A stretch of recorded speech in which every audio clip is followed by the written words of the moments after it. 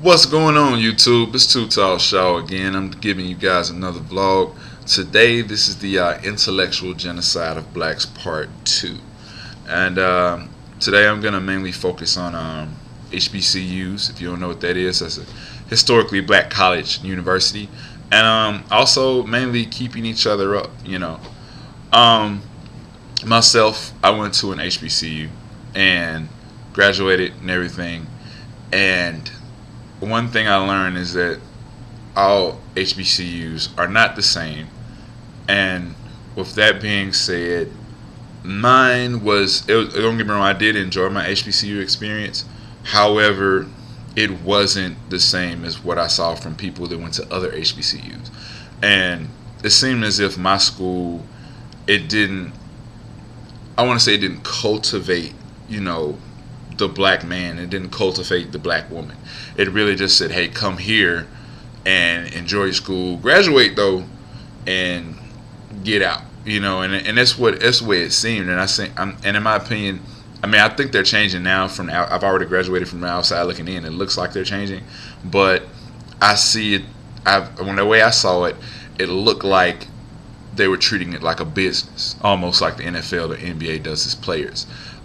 It seemed like it was simply a business. And I understand that, yes, you're trying to get money, trying to get the students enrolled and things of that nature, but it seemed like it didn't take care of the students. There are individuals there, teachers, people in administration that do take care, that do understand that, but as a whole, it takes away from the entire experience. And I think that's what we take away from. And we forget what an HBCU is for. Like, okay, I went to Tennessee State University in Nashville, Tennessee. I know people who went to Tuskegee and Clark, Atlanta, and they're like, well, you're not an HBCU. And they say that because the population, you may have, a white population of students there or Asian population of students there. What's wrong with that? What is wrong with that? You're putting down another school that's part of your heritage, your history, keyword historical black college university, and you're taking that away from them because they're inviting other people to come to their school. Other people want to come to their school. That's a good deal. That means they're saying, hey, this school has this. This school offers this school. This school offers this scholarship. This school offers this major. That's what people want to do, is it not? Please correct me if I'm wrong. And going back to, the whole HBCUs cultivating their students, I've seen students and graduate students and current students from other universities, and in my opinion, from the outside looking in, it seems as if they've had better experience being cultivated, being grown into a black man or a black woman. And in my opinion, I never truly got that from my school, whether it was other students or the faculty. And honestly, from my school, it's probably only one person that I can just be cool with, And I'm not saying that you need to have millions of friends, but it's only one person I can say, hey, I relate to this person that I went to school with, and that's it. But looking at other schools, it looked like such a great thing. Last year, 2012, I went to my school's homecoming. I know I'm an alumni, so having a good time. And I went, and my car was stolen. My car was stolen out of the parking lot. I wasn't parked in a rinky-dink parking lot. I was parked in the stadium's parking lot, and my car was stolen. And I felt as if wow, I came to my HBCU's homecoming where my grandmother and my grandfather graduated from, and I'm like, oh my God, excuse me, my grandfather didn't graduate, he was in Korea, but I'm like, oh my God, I got my car stolen, and I just came to have a good time with all of these lovely black people.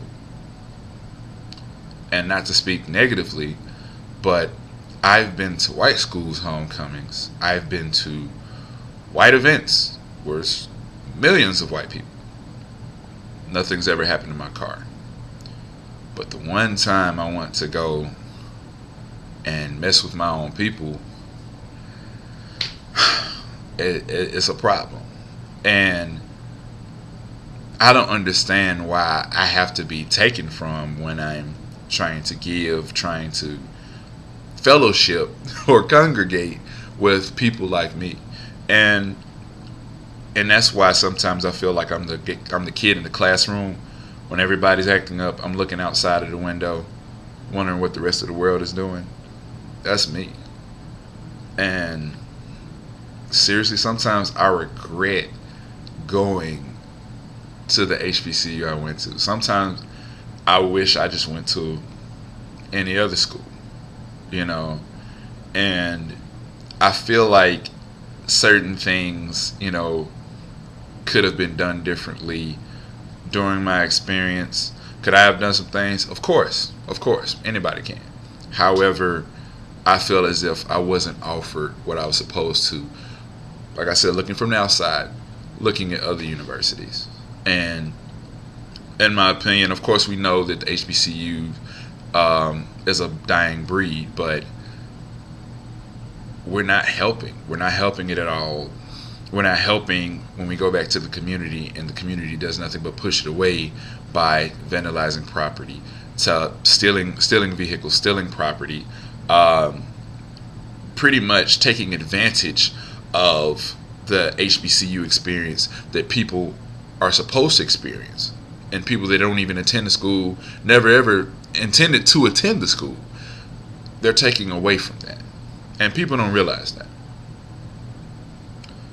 But like I said, I sometimes I do wish that I did things differently personally, but simply because of what I saw, you know, and everybody's experience is different, but you know, some people just can't get with it, and I guess I was one of those guys, and that's one reason I felt like I was pushed away, because I guess I wasn't the norm that should have gone to an HBCU, and that's how I feel about it personally.